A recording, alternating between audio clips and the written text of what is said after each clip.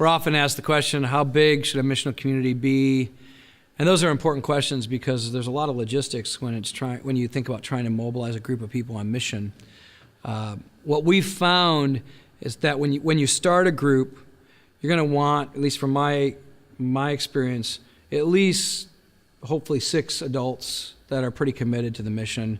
You could probably do 4. I would strongly discourage you to get any less than that because it can really be taxing, especially if it's like a husband and wife trying to carry the leadership of a group all by themselves. What often happens is then we end up reproducing the old model, which is you just have a couple leaders that do everything for everyone, and it will burn them out eventually. I think that's actually why we even see a lot of leaders in churches experience burnout, is because they're trying to carry the weight of the mission all on their shoulders. So it's great if you can have 4 to 6 sharing it together, maybe 3 couples or several singles and a couple working together on mission. And when I say that number, I mean that's like a core number. Those are the people that, they're devoted to one another, they're devoted to this mission, they're willing to make the really hard decisions to reorient all of their life for the sake of this mission field.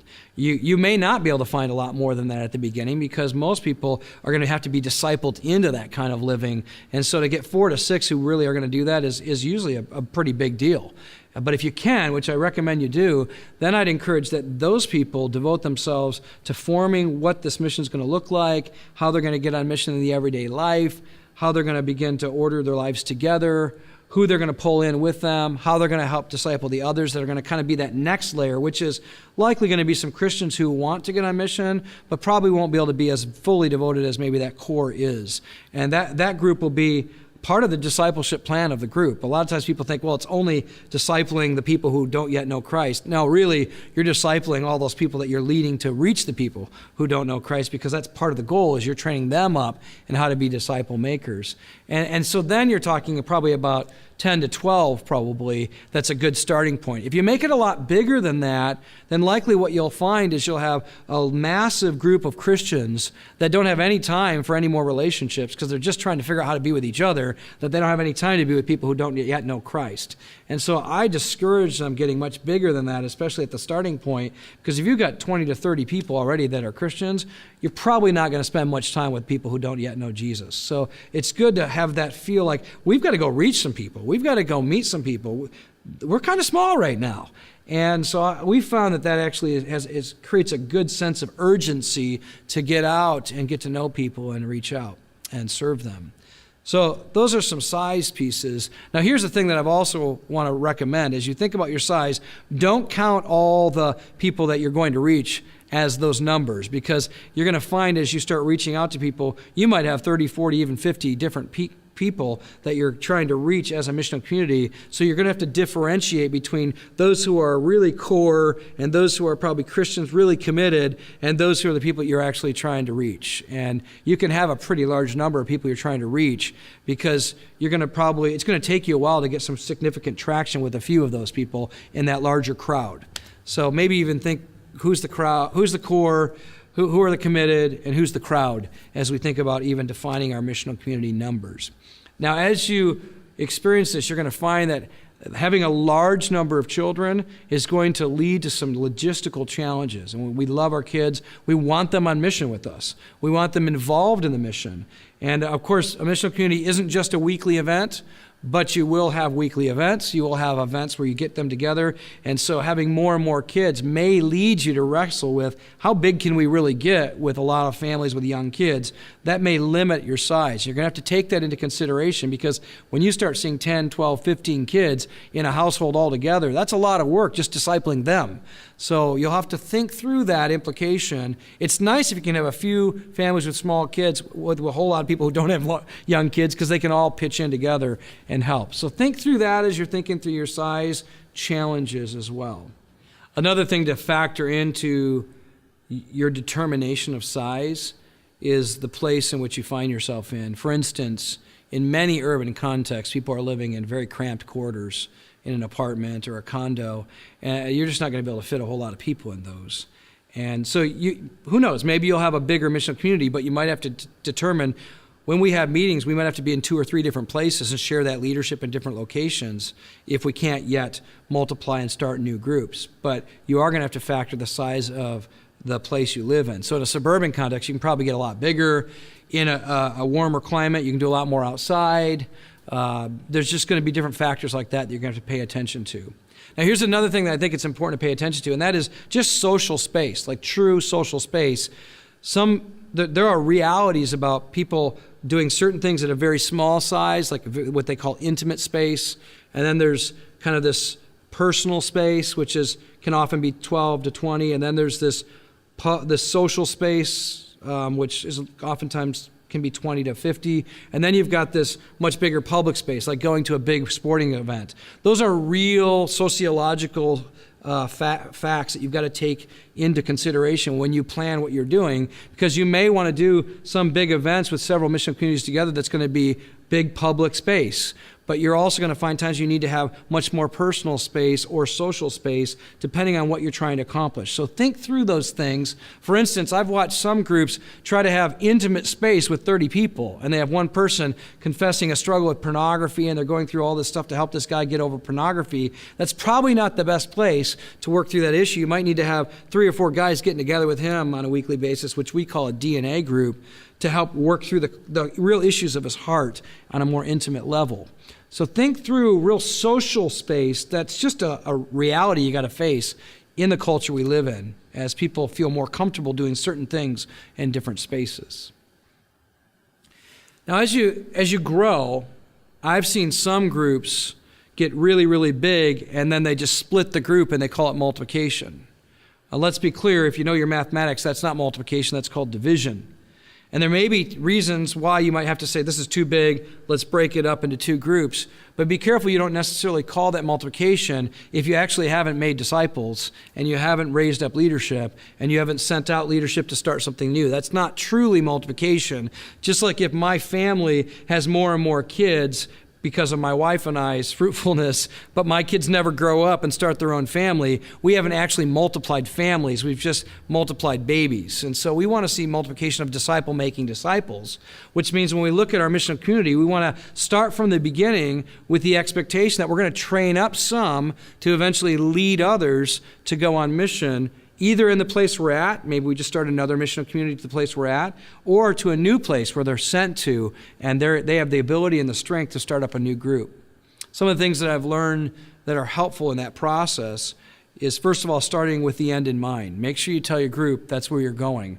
We want to eventually see some of you grow up into maturity. We want to train you to be leaders, and we want to be able to send you out with a group of people to start a new missional community. That's one of our goals.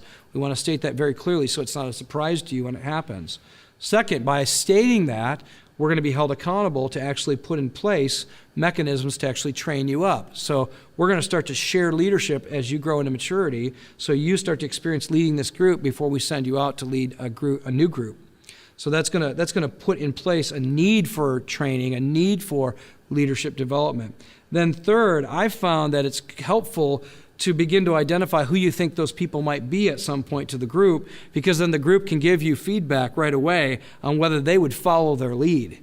And if right away people go, no, I don't think you're ready, I don't trust you, then we can protect them from prematurely appointing them to something that they're not yet ready for. And then I've used a test for seeing if they really have leadership and have the character and have the vision. I'll take a group of men and women that say they want to start a new missional community, and I'll let them communicate that to the rest of the group and say, this is who we think we want to reach, and we'd like to take the next month to have you meet with us. And I instruct them to do that, to kind of let the group know we're going to be going at some point to start this new group. Would you like to meet with us and talk to us about it? If you're interested in following our lead into this new work, we'd like to meet with you. And I give them usually about a month to have those meetings. And then at the end of that month, I've taken those people who've expressed interest in starting a new group and said, at this night, we're going to set you apart in one part of our house, and everybody who wants to go with you is going to go to that part of the room, and they're going to start talking to you about forming this new missional community covenant of how you're going to reach those people together. If no one follows you into the room, you're not ready yet. If you haven't been able to recruit anybody to it, if no one trusts you enough to follow your leadership, if your character is not strong enough that anybody would submit to you, then we need to hold back and do some more work. I've seen churches make mistakes in appointing people to start new groups, but nobody wants to follow them, and then they just force people into those groups to follow them, and from the very beginning, it undermines the very leadership of the group because nobody really trusted them in the first place. So I want to have a time of testing where I can see if people would follow their leadership, and then if they're not ready, it allows me to train them better for the next season to prepare them to be ready to leave the next time we put them up.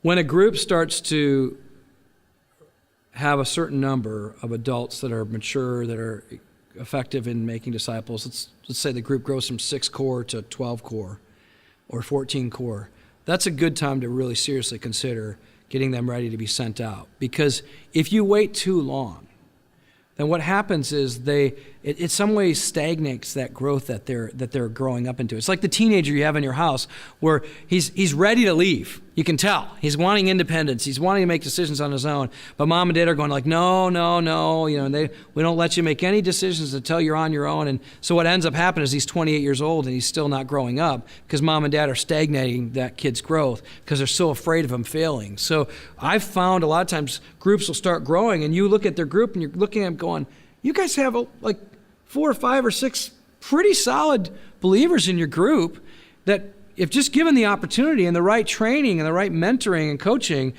you got to kind of push. If you push them out of the nest, they'd probably start to fly. But you're holding them back. You're keeping them from growing in their ability to make disciples. And I love how Jesus sends out his disciples, not when they're perfect, but when they're prepared enough. And then what happens is they get out on a mission and they learn where they really weren't prepared, where they still need to grow. And then they come back and he trains them more in the midst of their leadership, in the midst of their mission. And as a group starts to get to the size where you've got a few leaders like that, you're going to want to get them out to start beginning to lead so they can start to test the development they've been experiencing and see where they're lacking. And then train them up more. Now, here's a key. Don't miss this. If you send people out to start new missional communities, but you don't provide ongoing coaching and ongoing care and ongoing training, you'll send them out to learn, but they'll have no process time to work on where they're not strong yet. And so you want to get them out, but you want to get them out with good covering, good protection, good mentoring, good development along the way. There are going to be situations where you're going to see a group grow really fast. You might have an evangelist as a leader or a very charismatic leader, and everybody wants to get around them. And you're going to realize, man, we can't keep doing this. It's just too big. It's unwieldy. It's hurting people because it's so big. And you may have to actually multiply that out with a young leadership. Just if you do, you're going to have to give a lot of mentoring and coaching and covering for that. And I've seen some cases where that strong charismatic leader just meets in both groups. So they might go, okay, we're gonna break this up into 2 groups. I'm gonna every other week go to one group, then the other group, and keep mentoring you and training you. But we need to break this up into smaller groups that are a lot more manageable for the development for everyone in the group to experience. So you may have to think through creative solutions as the group gets bigger, whereas you allow them to get smaller so they can focus on development, but still receive the kind of training they need. If you got a highly charismatic leader, oftentimes they have the capability to do that anyway. It's just that the mechanism of the size and the limitations of the house are going to prevent them from being very effective. So they may need to break it up into 2 groups in order to be more effective in leading that group forward. And then make sure that they're very intentional about identifying future leadership and putting extensive time into those people. A lot of times groups grow super fast, but they didn't put a lot of extra time in the few that could probably lead them. So in that shift, you're going to have to make extra space like in the morning or extra nights here and there, or maybe extended day or afternoon once a month where you really give a lot of extra time to those emerging leaders so that you can kind of fast track their development towards being able to lead eventually.